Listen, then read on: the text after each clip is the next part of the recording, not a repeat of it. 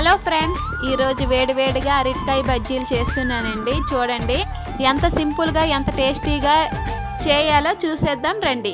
అరటికాయ బజ్జీల్ని ముందుగా అరటికాయ తొక్క తీసేసి వీలైనంత వరకు సన్నగా కట్ చేయాలండి. బజ్జీ సేపు వచ్చేటట్టు రౌండ్గా కట్ చేయాలండి.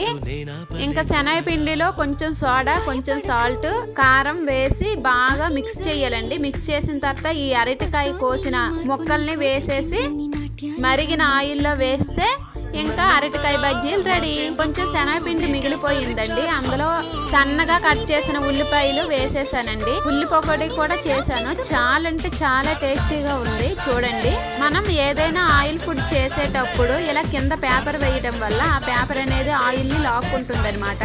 పీల్చుకొని బజ్జీలకి ఇంకా అంత దినుగా ఆయిల్ ఉండదు. అప్పటికప్పుడు ఏమైనా తినాలనిపిస్తే ఎంతో సింపుల్గా మీరు కూడా చేసుకోండి. వర్షం పడేటప్పుడు అరటికాయ బజ్జీలు కానీ ఏదైనా సరే బజ్జీలు కానీ ఇలా ఉల్లి పకోడీ కానీ తింటే వేడివేడిగా ఎంత బాగుంటుందో అండి. నేనైతే వింటారు కదండి, చల్లగా ఉందని అప్పటికప్పుడు ఈ వేడివేడిగా చేశానండి. చాలా అంటే చాలా టేస్టీగా ఉన్నాయి. మీరు